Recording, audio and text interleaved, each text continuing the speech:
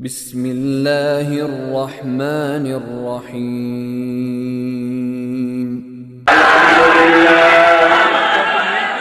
الحمد لله نحمده ونستعينه ونستغفره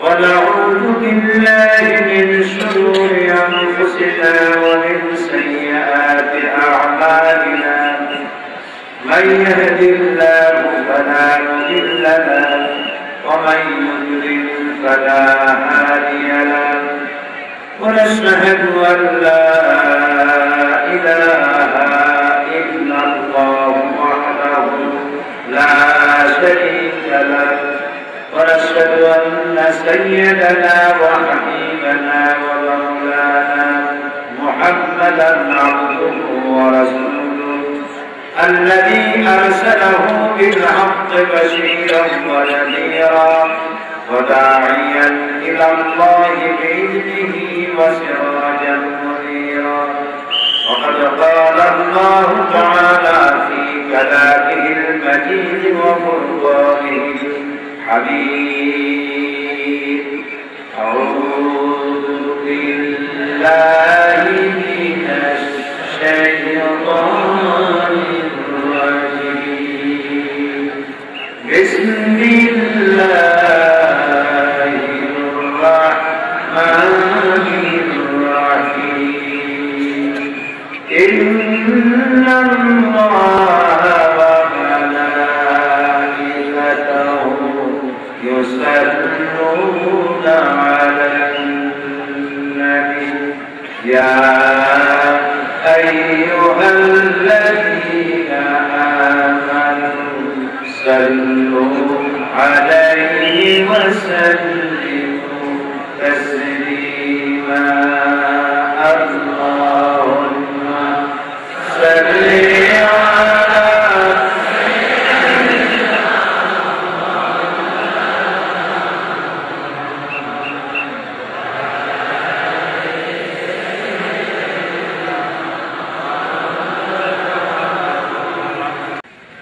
যুবকের যুবতী পুরুষ মহিলা রাসূলের সামনে বসে তখনও পর্দার আয়াত নাযিল হয় এক যুবক এক যুবতী মহিলার দিকে তাকায় আছে এক স্বাভাবিক নারী পুরুষরা আকর্ষণ পুরুষের নারী আকর্ষণ এটা কি করেছে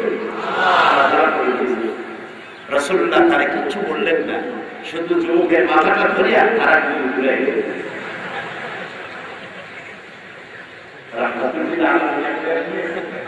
মাথাটা ঘুরে দিয়েছে মেসেজ পাই গেছে না সে যা মুখ দিয়ে কথা বলে এত মানুষের মধ্যে আল্লাহ রাসূল তাকে লজ্জা দিলেন না ইসলামে উগ্রপন্থা নাই উগ্রতা নাই চরমপন্থা নাই হাত নাই ইসলাম গণতান্ত্রিক রাসূলুল্লাহ যদি ইন্তেকালের সময় বলতেন আমার মেয়ে হবে নেত্রী আমার স্ত্রী দেশটা হবে কার বাবার হিম্মত ছিল রাসূলের সামনে প্রতিবাদ করে এই কথা বলেন যে বলতেন রাসূলুল্লাহ কাছে জিজ্ঞেস করেছে বলা হয়েছে রাসূল আপনি থাকবেন না তখন এই উম্মতকে কে চালাবে কে দায়িত্ব নেবে রাসূল বলেছেন তোমাদের মধ্যে যিনি আল্লাহকে বেশি ভয় করেন সুবহানাল্লাহ যিনি বেশি দক্ষ যোগ্য তোমরাই নির্বাচিত করে নেবে এটাই তো গণতন্ত্র হযরত আবু বকর বলেছেন এক কথা হযরত ওমর বলেছেন একই কথা ওসমান আলী রিদওয়ানুল্লাহ তাআলা আলাইহিম আজমাইন সব বলেছেন তোমাদের মধ্যে যিনি যোগ্য আল্লাহকে বেশি ভয় করেন তাকে তোমরা নেতা বানাবে এটাই তো গণতন্ত্র উগ্রপন্থা এখানে কোনো জায়গা নাই নবী করিম সাল্লাল্লাহু আলাইহি ওয়াসাল্লাম মক্কা শরীফ থেকে মদিনায় আসলেন খুব শখে পড়ে দেখেন তিনি যখন মদিনায় বিদায় হন মক্কার দিকে ফিরে ফিরে বারবার তাকাচ্ছিলেন আর চোখ দিয়ে পানি পড়ে দাঁড়িয়ে বলতেছিলেন হে প্রিয় মক্কা তুমি আমার জন্ম করি তোমাকে ছেড়ে যেতে আমার খুব কষ্ট হচ্ছে হে কাবা আমার আশা ছিল আমি তোমার খেদমত করবো কিন্তু তোমার নিষ্ঠুর সন্তানেরা তোমার কাছে আমার থাকতে দিল না চোখের পানি ফেলে রাসূলুল্লাহ মক্কার দিকে বারবার তাকাতে তাকাতে একা একা থেকে চলে গেলেন। সাথে সাথে আবু বকর প্রতিমধ্যে তাকে ধরার জন্য সুরাকাকে পাঠানো হয়েছে। সুরাকা 100 উটের বিনিময় রাসূলুল্লাহকে জীবিত অথবা মৃত যে অবস্থায় হোক ধরে জানতে পারবে 100 উট দেওয়া হবে। 100 যেমন তা বলুন না, লাল উট আরব দেশে লাল উটের দাম সব থেকে বেশি এবং এটা লাইয়া পাওয়া যায় খুব কম, রেয়ার। সুরাকা খুঁজতে খুঁজতে রাসূলকে পেয়ে গেছে। রাসূল কোথায় যাচ্ছেন? কথার জবাব সাথে সাথে দিকে পারলে বুঝবো যে আপনার পুরো অ্যাটেনশন আছে। মদিনা যাচ্ছে, ধর্ম ধর্ম কাছাকাছি চলে গেছে। সুরাকা যে ঘোড়ার উপরে সওয়ার ছিল, ঘোড়া পা মাটির মধ্যে লেগে যাচ্ছে। রাসূলুল্লাহ পিছনে তাকালেন, সুরাকার চোখে চোখ পড়ল। সুরাকা বলছে, মুহাম্মদ সাল্লাল্লাহু আলাইহি ওয়াসাল্লাম আমাকে মাফ করে দেন। রাসূলুল্লাহ বললেন, মাফ করে দিলাম। পা উঠে গেল, ঘোড়া মাটির উপরে। সুরাকা মুক্ত হয়ে চিন্তা করল, 100 লাখ কেমনে আবার পিছনে দিল, আবার ধর্ম ধর্ম ভাব, ঘোড়া চার পা মাটির মধ্যে ডালা শুরু হয়ে গেল। রাসূলুল্লাহ পিছনে তাকালেন। সুরাকা বলল, মাফ চাই। রাসূল বললেন, দিলাম, মাফ করে ফিরে যাও। আমরা হলে দিতাম, আমরা হলে কইতাম তোর কুষ্টি শুনতে ডাকে যান। রহমতের নবী সুরাকা মাটির উপর চলে এলো, কিন্তু উটের আশা লোক সামলাতে পারল না। চিন্তা করল, এগুলো কোথায় দূর করবে, দেখি নাকি আরেকটু সাহস। আবার এগুলো ধরার জন্য এবার ঘোড়ার 4 পা ও নিজের 2 পা কোমর পর্যন্ত ক্রমে নামতেছে। সুরাকা চিৎকার করে বলছে, মুহাম্মদ সাল্লাল্লাহু আলাইহি ওয়াসাল্লাম আমি বিনীতভাবে আপনার কাছে ক্ষমা চাই। রাসূলুল্লাহ বলেন, মাফ করে দিলাম। ওরা সত্য যখন উঠে মাটিতে, নবীজি জিজ্ঞেস করলেন, সুরাকা তোমার কি এখনো বিশ্বাস হয় না যে আমি আল্লাহর নবী? এখনো বিশ্বাস হয় না? সুরাকা বলছে, বিশ্বাস হয়। মাটির উপর উঠে এসে সুরাকা বলছে, আচ্ছা ঠিক আছে, আমি আপনাকে একবার করবো, কিন্তু আমি যে আপনাকে ধরলাম না সেজন্য আমার কিছু দেবেন না। কত বড় সরকার! রাসূলুল্লাহ তাও রাগ করলেন, বললেন, হ্যাঁ দেব, দেব। কি দেবেন? রাসূলুল্লাহ বললেন, তোমাকে আমি পারস্য সম্রাটের মাথার মুকুট তোমার মাথায় পরিয়ে দেব। আপনারা তো সম্মান পেয়েছেন, কিন্তু সুরাকা মনে করছে এটাকে কেমন। এখন আমি যদি বলি যে বুশের হোয়াইট হাউসের চেয়ারটা আপনারা দেব, আমার মস্তিষ্কের সুস্থতা সম্পর্কে আপনাদের প্রশ্ন উঠবে।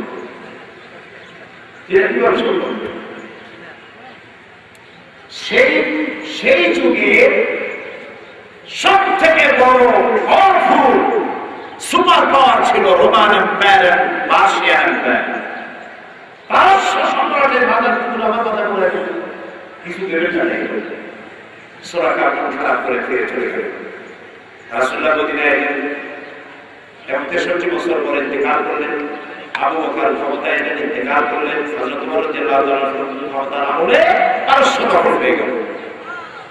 গনিমতের মাল এসেছে ওমর রাদিয়াল্লাহু আনহুর সামনে, সোনা, দানা, হীরা, মণি, মুক্তা, অস্ত্র। তার মধ্যে তিনি দেখলেন ঝকঝক করছে, বললেন, ওইটা কি নিয়ে আসেন? একজন সাহাবী নিয়ে এলেন, দেখা গেল পারস্য সম্রাটের মাথার মুকুট। হযরত ওমর বললেন, কেউ যাও সুরাকাকে ডেকে নিয়ে আসো।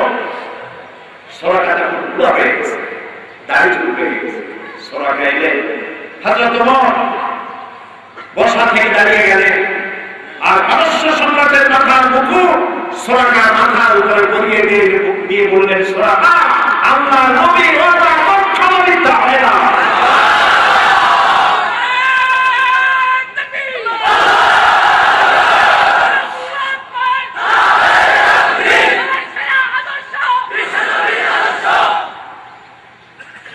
নবীর আদর্শ চাইতে বড় আদর্শ থাকে। আমাদের কপাল খারাপ, আমরা আমাদের নবীকে চিনি, আমরা আমাদের ইসলামকে চিনি, বুঝতে পারি ইসলামের উগ্রতা নাই। এত কষ্ট করে যিনি মদিনায় আসলেন, খাইয়া না খাইয়া পায়ে হেঁটে উঠে চড়ে 13 দিন লেগেছে মদিনায় আসতে। মদিনায় যখন পৌঁছে গেছেন, মদিনার মানুষ তো জীবনে এত সুন্দর চেহারা দেখেন, সবাই ছোট্ট ছোট্ট কচি কচি মাসুম বাচ্চারা চতুর্দিক থেকে রাসূলকে ঘিরে ফেলেছে। রাসূলুল্লাহ তাদের মাথার উপরে হাত বুলাচ্ছেন, বলছেন, হে মদিনার বাচ্চারা, কচি কাচারা, তোমরা কি আমাকে ভালোবাসবে? বাচ্চারা রাসূলের কথার অর্থ কি বুঝলো? তারা তাকিয়ে থেকে বলল, ইয়া রাসূলুল্লাহ, শুধু কি ভালোবাসবো? যখন প্রয়োজন হবে আপনার জন্য আমাদের তাজা কলিজা আপনার পায়ের উপরে বিসর্জন দিয়ে দেব। রাসূলুল্লাহ মসজিদের কোবা তৈরি করলেন, মসজিদে নববী তৈরি করলেন। এবার তিনি প্রেসিডেন্ট। কালের পরিবর্তনে আল্লাহ তাআলা তাকে আজকে রাষ্ট্রের প্রেসিডেন্ট করেছেন। তিনি আজ প্রেসিডেন্ট, রাষ্ট্রপতি। বদরের যুদ্ধ বিজয়, ওহদের পরাজয় হল, ফতে মক্কা দিয়ে আল্লাহ ঘোষণা দিলেন। এবার তিনি মক্কা যাচ্ছেন। আমি বুঝাতে চাচ্ছি ইসলামের উগ্রতা নাই, ইসলামের চরমপন্থা বলে কোনো জিনিস নাই। এবার তিনি মক্কা থেকে মদিনা থেকে মক্কা যাচ্ছেন, মাতৃভূমি থেকে যাচ্ছেন, সাথে 10,000 মানুষ। সেদিন আসছিলেন কয়জন ছিল? আর 10,000 মানুষ, সাথে 10,000 তরবারি। মক্কার উপকণ্ঠে পৌঁছে গিয়ে রাসূলুল্লাহ বললেন, এখানে তোমরা তাবু গাড়ো, পায়খানা বানাও কম, চুলা বানাও বেশি।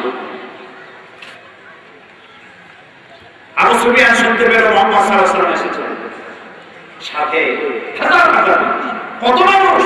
গোয়েন্দা বিভাগ পাঠানো, দুনিয়া আসবে। ওরা রাত্রে কাল বুদ্ধ রাসূল বলেছেন, চুলা বানাও বেশি, প্রয়োজনের চাইতে বেশি বানাও চুলা। সারা রাত দুনিয়া, শেষ রাত্রে ফিরে আসছে গোয়েন্দা বিভাগ, এসে রিপোর্ট করলো, আবু সুফিয়ান মানুষ কতটা গুনবো কখন, চুলা গুনতে গুনতে শেষ। আবু সুফিয়ান পাগল করে পাঠাইলো, মানুষ বুদ্ধ রাসূল ঘুরে আসছে। যুদ্ধ হলো কৌশল, আল হারবু হাদা, হাদিস। যুদ্ধ হলো কৌশল, প্রতিপক্ষের চোখকে ধাঁধা মারিয়ে দেওয়া।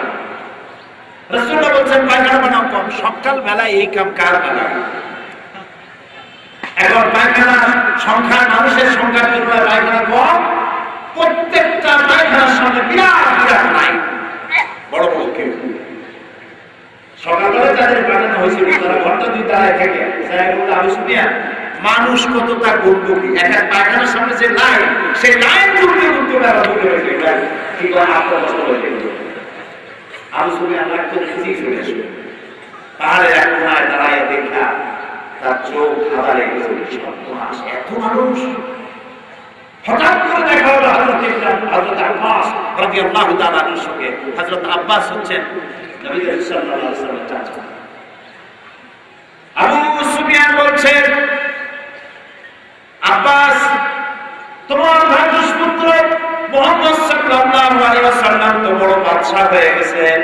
এতে মানুষের বড় বাদশা হলো কি করে আজ এত সৈন্য নিয়ে এসেছেন। হযরত আব্বাস বলেন, আবু সুফিয়ান, তোমার চক্ষু তোমাকে প্রতারণা করতেছে। 2 হাত দিয়ে চোখ ভালো করে বসো, তারপরে তাকায় তাকায় দেখো, এর নাম বাদশাহী নয়, এর নাম নবুয়ত। এর নাম যদি বাদশাহী হতো তাহলে এতক্ষণ তোমার মাথা, তোমার দেশ থাকার কথা ছিল না। এর নাম নবুয়ত। ফজরের নামাজ শেষ করে রাসূলুল্লাহ সমস্ত ভাইদেরকে রেডি করলেন, বললেন, আমরা এখন মক্কা দখল করবো, মক্কায় প্রবেশ করবো। খবরদার সাহাবীরা, কোন গাছ কাটবে না, কোন শিশু, কোন বৃদ্ধ, কোন অসুস্থ, কোন নারী স্পর্শ করবে না। আমার বিনা অনুমতিতে কাউকে গ্রেফতার করবে না।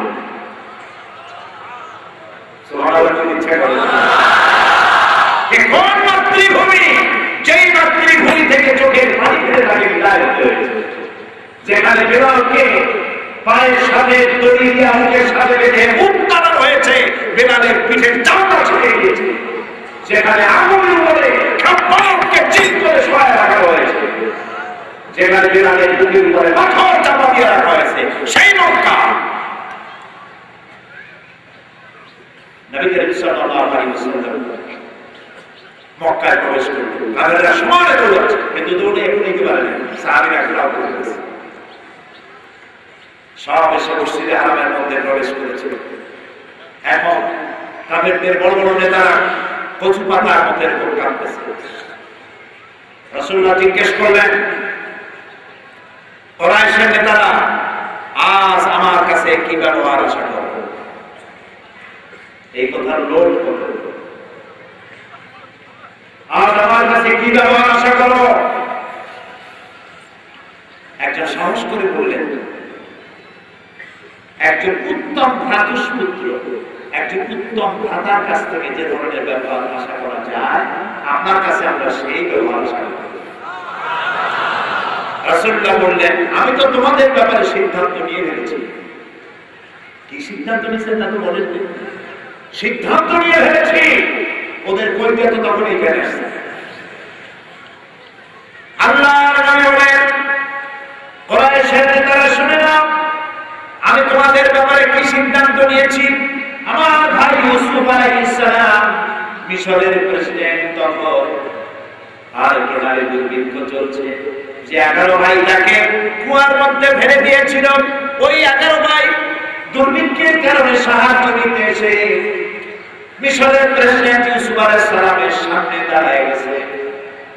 ওরা মনে করছিল কুয়া থেকে ফেলা হয়েছে, এটা বড় কুয়া, ইউসুফ আলাইহিস সালাম বলেছেন, কিন্তু ওরা জানতো না এটা কুয়া নয়, এটা ক্ষমতায় যাওয়ার সুড়ঙ্গ পথ। ওরা ইউসুফ আলাইহিস সালামকে ছেড়ে দিয়েছে কুয়ার এক মাথা দিয়া, আল্লাহ আর এক মাথা দিয়ে ইউসুফকে বের করে মিশরের প্রেসিডেন্টের সিংহাসনে বসিয়ে দিয়েছে। হযরতে ইউসুফ আলাইহিস সালাম 11 ভাই চিনলেন, এই সেই 11 ভাই যারা আমাকে কুয়ায় ফেলেছে। ভাইরাও চিনে ফেলেছে, কিন্তু সেই ইউসুফ কি সর্বনাশ, কোথায় সাহায্য চাইতে আসতাম, তো সাহস কোথায়।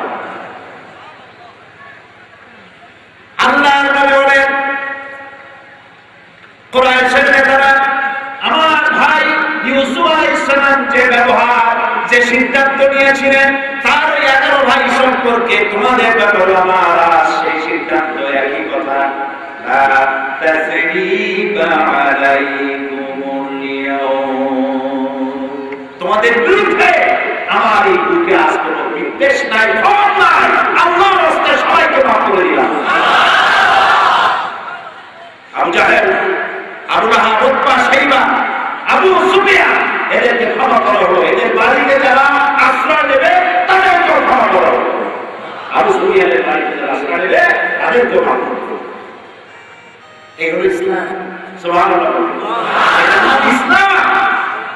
আজ এক শ্রেণীর লোক আল্লাহর আইন চালু করার জন্য বোমা হামলা শুরু করেছে। এটা না আল্লাহর আইন। আল্লাহর আইন চালু করার জন্য বোমার প্রয়োজন আছে? কোন নবী করেছে? কোন পীর করেছে? কোন সাহাবী করেছে? কোন আলেমরা করেছে? সমাজে বোমা মারতেছে, বিচারপতি মারতেছে, বিচারক মারতেছে। এই যে লক্ষ্মীপুরের বিচারকের মাথার ধরে বালকের জন্য বেঁচে গেল, লক্ষ্মীপুরের বিচারক জশায় বেঁচে গেল ধর্মের জন্য, আল্লাহ দয়া করে বাঁচাই দিলেন। ঝাড়ুকাঠিতে মারলো, আসামি ধরা হলো, মামুন তার মা বাড়ি রাজশাহী, ঝাড়ুকাঠিতে নাপিতের দোকানে চাকরি করেছে, বাড়ি ভাড়া করে থেকেছে, তারপরে সুযোগ বুঝে বোমা মারলো, 2 জন বিচারপতি মারা গেল। তার জিজ্ঞেস করা হলো, মারলি কেন? সে বলছে যে আমরা আল্লাহর আইন চাই। তো ওরে মারলি কেন? সে তো আল্লাহর আইন দিয়ে বিচার করে না, মানুষের আইন দিয়ে বিচার করে, সেই জন্য তার বিচারপতি কি আইন তৈরি করে? বিচারপতি আইন তৈরি করার কোনো ইখতিয়ার নাই, বিচারপতি শুধু প্রয়োগ করে। আইনজীবীরা তৈরি করা আইনের উপর আর্গুমেন্ট করে, তাদের কোনো ইখতিয়ার নাই আইন তৈরি করা। আইন পাশ হয় কোথায়? এই বিচারকরা আচ্ছা মানলি তো, এখন যদি তুই মনে যাও তো কি হবে? আরে তুই বেঁচে যাবি কেন? তুই তো মানুষ খুন করে আসে খুনি। রাসূলুল্লাহ বলেছেন, শুনতেছেন রাসূলুল্লাহ বলছেন বলছেন আল্লাহর কাছে এই পৃথিবী ধ্বংস হয়ে যাওয়া সহজ, একটা মানুষ হত্যা হওয়া এর থেকে বেশি কঠিন। পৃথিবী ধ্বংস হয়ে যাওয়া সহজ, কিন্তু একটা মানুষ হত্যা হওয়া এর থেকে বেশি কঠিন। প্রিয় ভাই সব, চট্টগ্রামে যাকে মারা হলো, পুলিশ মারা হলো, আর পুলিশ কি কষ্ট করে, রাত নেয়, দিন নেয়, শীত নেয়, গ্রীষ্ম নেয়, ঈদ নেয়, শুক্রবার নেয়, কম বেতনে গভর্নমেন্টের সার্ভিস দেয় যে সরকার আসলে। কি অপরাধ পুলিশ? পুলিশটার উপরে বোমা মারল, আত্মঘাতী বোমা। পুলিশের গোস্ত ছিটকে গিয়ে দেওয়ার কাছে গিয়ে ঝুলে পড়ল। পত্রিকায় ছবি দেখলাম, সেই পুলিশের টুকরা টুকরা গোস্ত আর তার বুট, তার ইউনিফর্ম, তার রাইফেলের পাশে তার সহকর্মী আর একটা পুলিশ পাশে দাঁড়ানো, চোখ দিয়ে পানি পড়তেছে দরকার করে।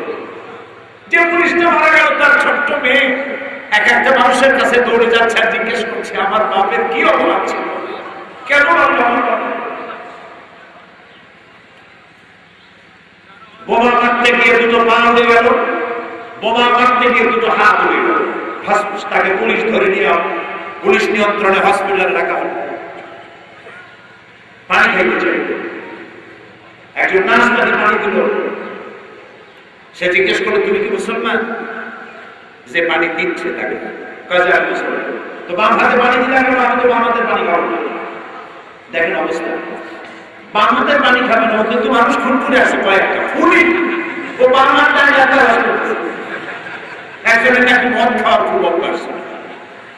মোষ ছিল দারুণ, কিছু লোক আছে না এরকম, এত মোষ 5 ব্যাটারি টর্চ লাইট দিয়ে টর্চ লাইট মারলেও বোঝা যায় না যে লোকটা আসে না কাঁদতে। এরকম মোষওয়ালা এক ব্যক্তি মদ খাওয়ার অভ্যাস, বাম হাত দিয়ে মোষগুলাকে গোসল করে ধরিয়া নাকের উপরে, তারপরে মদ দিয়ে দিতেছে। একদিন জিজ্ঞেস করুন ভাই মদ খাওয়াতে এত কষ্ট করবে?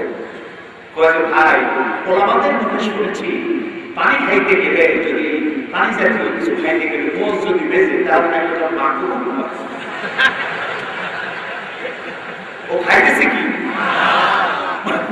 মদ খাওয়া কি ও খাচ্ছে আর মকুর উপায় করতেছে।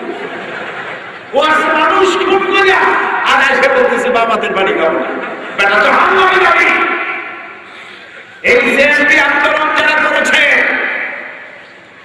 আমি সরকারের প্রশংসা করি, স্বরাষ্ট্রমন্ত্রী প্রশংসা করি, পুলিশ, র্যাব, গোয়েন্দা বিভাগের প্রশংসা করি।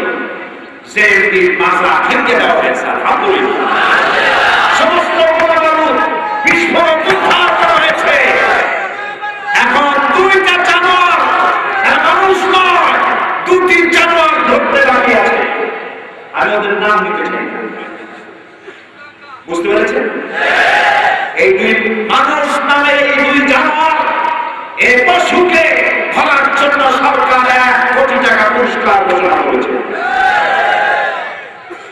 ধরা পড়বে ইনশাআল্লাহ, ইনশাআল্লাহ, সবাই বলে ইনশাআল্লাহ।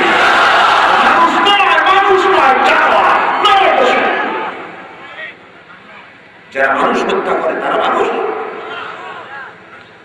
রাসূলুল্লাহ বিদায় হজে আমাদের ময়দানে দাঁড়িয়ে বলছেন, এটা বিদায় ভাষণ। আমার উম্মতেরা আজকের কোন দিন? সাহাবীরা বললেন ইয়াউমে আরাফা, নাওয়াইতুল হজ। আজকে কোন মাস? জিলহজ। এই আল্লাহর ঘর কার ঘর? তিনি সবাই বললেন বাইতুল্লাহ, আল্লাহ। রাসূলুল্লাহ বললেন আজকের দিন আরাফাতের দিন, আরাফাতের দিন হজের দিন। এই দিনটি যেমন তোমাদের কাছে পবিত্র, আজকের মাস যেমন পবিত্র, ওই আল্লাহর ঘর যেমন তোমাদের কাছে পবিত্র, ঠিক একইভাবে তোমাদের একের রক্ত আর একজনের কাছে তেমন পবিত্র। রক্তপাত করবে না। কিয়ামতের দিন সর্বপ্রথম আল্লাহর দরবারে রক্তের বিচার, খুনের বিচার আগে হবে। এই জেএমপি কারা বানিয়েছে? পেছনে কারা? তার পেছনে কারা? কেরা ভোট খেলছেন না ছোটবেলা? আমিও করেছি ছোটবেলায়। ক্যারাম বোর্ড হচ্ছে একটা বোর্ড, গুটির খেলা, গুটি দিয়ে গুটি মারে। আমি একটা গুটি দিয়ে আরেকটা গুটিকে মারছি, সামনে আমার ওই গুটিটা, কিন্তু ওইটা আমার টার্গেট নয়, আমার টার্গেট ভিন্ন।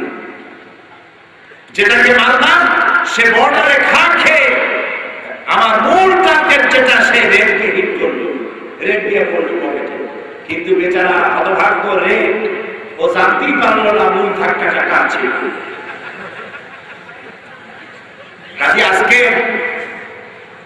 যেসব যুবকরা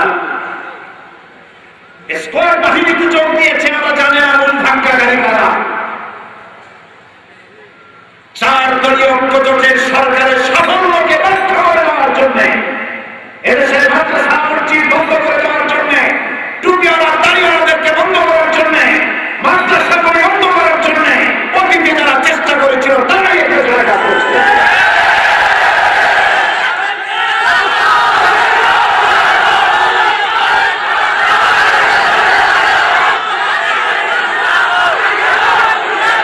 যারা 252টি মাদ্রাসা বন্ধ করে দিয়েছিল, নির্বাচনের সময় যারা কুত্তার মাথার উপরে টুপি লাগায় পাঁচটা ছাড়িয়ে সারা দেশে ছড়িয়েছিল, তারাই এর পেছনে রয়েছে।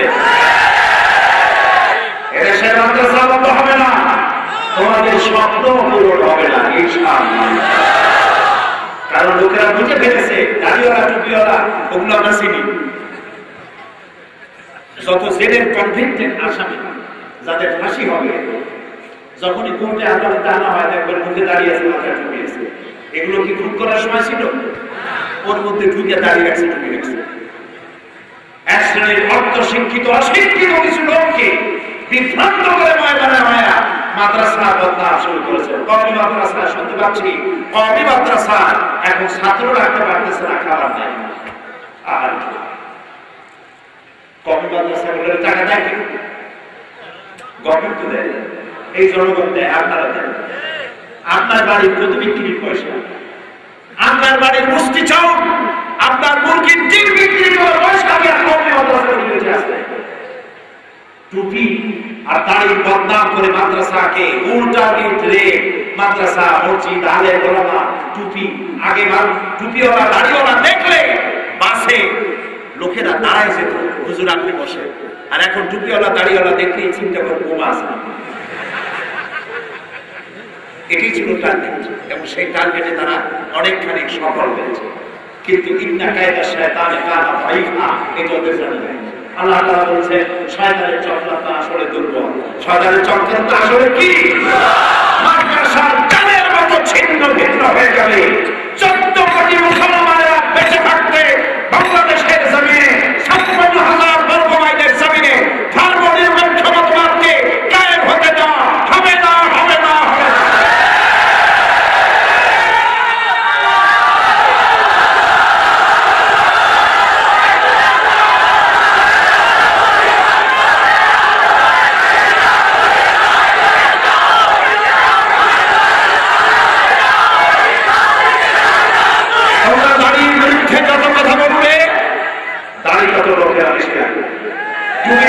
বলবে টুপির জায়গায় হাঁটতে পারবো না, এত টুপি পড়বে।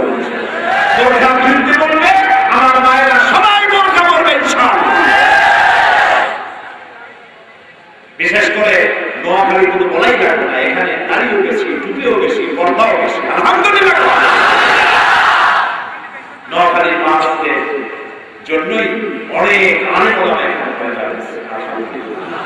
আমি দোয়া করি নোয়াখালীবাসীদেরকে, এবং আমার অন্তরস্থল থেকে শ্রদ্ধা জানাই নোয়াখালীবাসীদের। আল্লাহ আপনাদেরকে হক বোঝার তৌফিক দিন, কোরআনের সাথে থাকুন, কোরআনের সাথে থাকুন।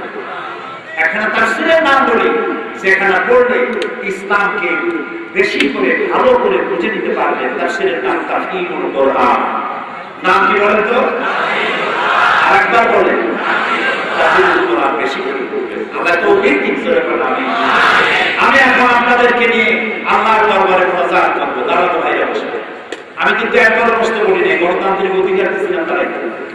এখন বলছি মেহেরবানি করে বসে মুনাজাত করব। আর মুনাজাতের নাম শুনে যদি কেউ আওয়াজ করে, আল্লাহর ফেরেশতাদেরও ক্যামেরা আছে, বেয়াদবের খাতায় নাম উঠে যাবে। মুনাজাত কার কাছে? মুনাজাত কার কাছে? মুনাজাতের জন্য প্রিয় ভাইয়েরা, যেসব বিচারপতিদেরকে মারা হয়েছে তাদের জন্য দোয়া করব। যেসব আইনজীবী মারা গেছে, পুলিশ মারা গেছে শয়তানদের হাতে, তাদের জন্য দোয়া করব। বিশেষ করে দোয়া করব, এটা বিজয়ের মাস। 1971 সনে যুদ্ধ করে আমাদের যে সব সন্তানেরা শহীদ হয়েছেন স্বাধীনতার জন্য, সেই সব মুক্তিযোদ্ধাদের জন্য দোয়া করব। যেসব মুক্তিযোদ্ধারা পঙ্গু হয়ে বেঁচে আছেন তাদের জন্য দোয়া করব। তাদের সুস্থতা এবং দীর্ঘ জীবনের জন্য দোয়া করব। দেশের স্বাধীনতা, অখণ্ডত্ব, অস্তিত্বকে টিকে রাখার জন্য দোয়া করব, মা বোনদের জন্য। প্রিয় ভাইরা, আমি আসার আগে গতকাল আমার সাথে আসার কথা ছিল মাননীয় অর্থমন্ত্রী জনাব কাজী নূর নবী সাহেব। তো উনি গতকালকে প্রোগ্রাম ক্যান্সেল হওয়ার কারণে আজকে অর্থমন্ত্রীর সঙ্গে সিলেট সফর করবেন বলে আমাদের জানিয়েছেন এবং আপনাদের জন্য সালাম জানিয়েছেন। আপনারা সালাম গ্রহণ করুন। আল্লাহ রহম করুন, তার বাবাদের প্রতি রহম করুন এবং এই মাহফিলে যারা সহযোগিতা করছেন তাদের প্রতি আল্লাহ রহম করুন। মা বোনেরা, আপনাদের কাজ হচ্ছে দিনের উপরে থাকা, ইমানের উপরে থাকা, পর্দার উপরে থাকা, পর্দায় টিকে থাকা। লেখাপড়া শিখতে বাধা নেই, চাকরি করতে বাধা নেই, শুধু পুরুষের সাথে পুরুষের সাথে অবাধ মেলামেশা থেকে নিজেদেরকে হেফাজতে রাখুন। আল্লাহ আপনাদের প্রতি রহম করুন। মুনাজাতের পরে আযান হবে, যোহরের নামাজ আমরা একটা জামাতে আদায় করব ইনশাআল্লাহ। নামাজ অনেকেই ওয়াজ করে নামাজ পড়ে না, আছে এরকম লোক? অবশ্য এই খিলপাড়া এই এলাকায় নাই,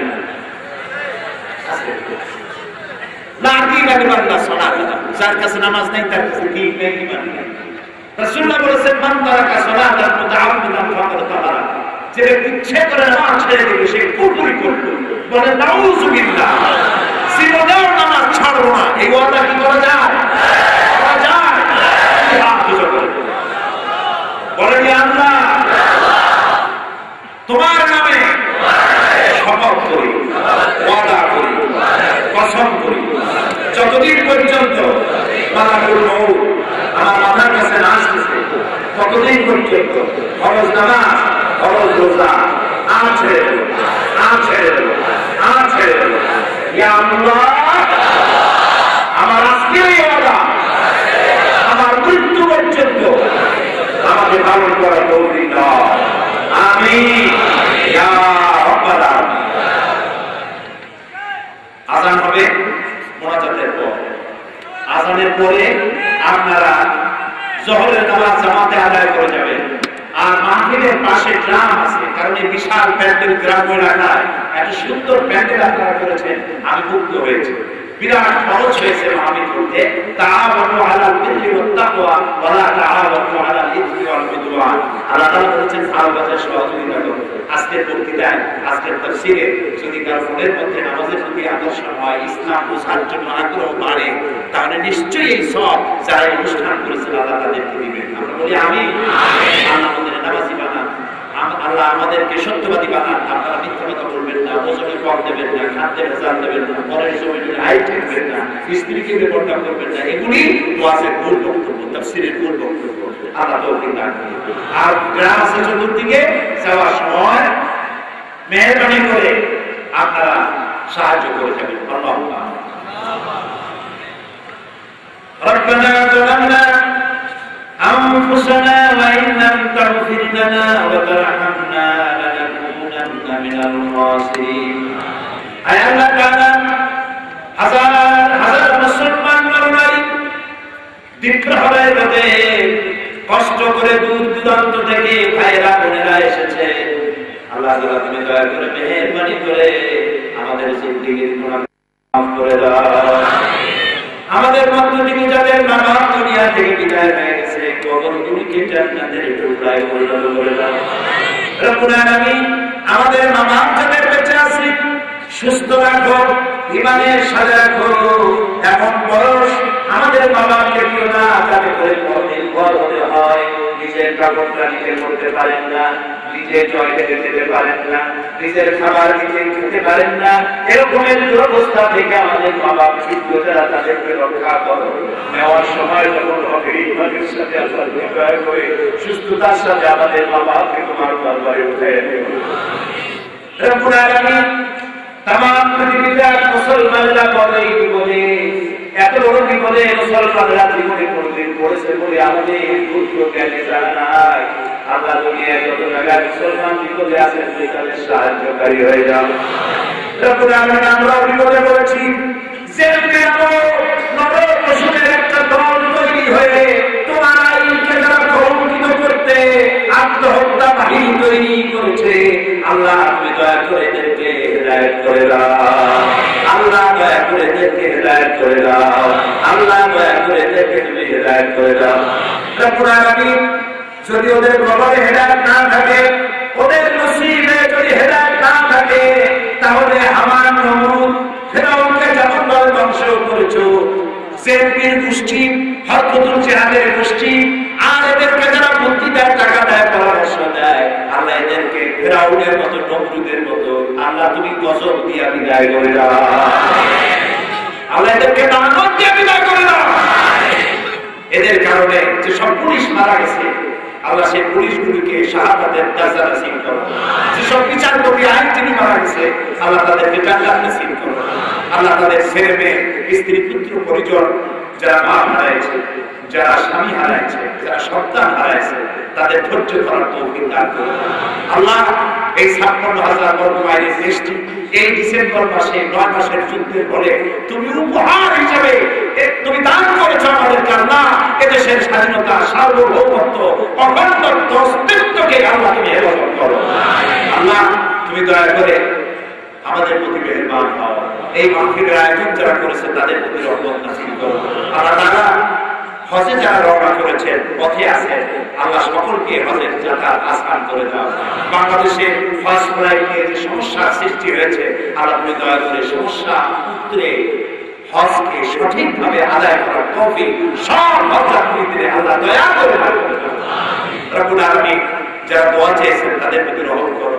মা বোনেরা কষ্ট করে এসেছেন, মা বোনদের গুনাহ খাতা মাফ করো। হে আল্লাহ তাআলা নিঃসন্তানীকে সন্তান দান করে দাও। মা বোনদের এমন জীবন যাপনের তৌফিক দিয়ে দাও যাতে করে কিয়ামতের দিন হযরত আয়েশা, হযরত খাদিজার সঙ্গে হাসর নসিব হয়ে যায়। আল্লাহ এই মাহফিলে যত যুবক ছেলে এসেছে, আল্লাহ যৌবনকালে গুনাহ করা স্বাভাবিক, শয়তানি বদমাশি করা স্বাভাবিক, সব যুবকদেরকে আল্লাহ তুমি নামাজি বানাও, দিনদার বানাও। আল্লাহ ইসলাম বোঝার তৌফিক দাও, রাসূল বোঝার তৌফিক দাও, কোরআন বোঝার তৌফিক দাও। ইসলামের উপর ইসলামকে অনুশীলন করা তৌফিক সবাইকে তুমি দান করো। হিন্দু, মুসলমান, খ্রিস্টান, বৌদ্ধ, জাতি, ধর্ম, দল, মত নির্বিশেষে আমাদের এই মাতৃভূমিতে আমরা শান্তিতে থাকতে পারি, আল্লাহ সেই তৌফিক তুমি আমাদেরকে দান করো। আমি কয়েক সেকেন্ড আপনাদের জন্য ছেড়ে দিলাম। মাথা নিচু করে, চক্ষু বন্ধ করে, যা যা বলার আছে সরাসরি আল্লাহকে বলুন। আল্লাহ তাআলা দোয়া কবুল করবেন ইনশাআল্লাহ।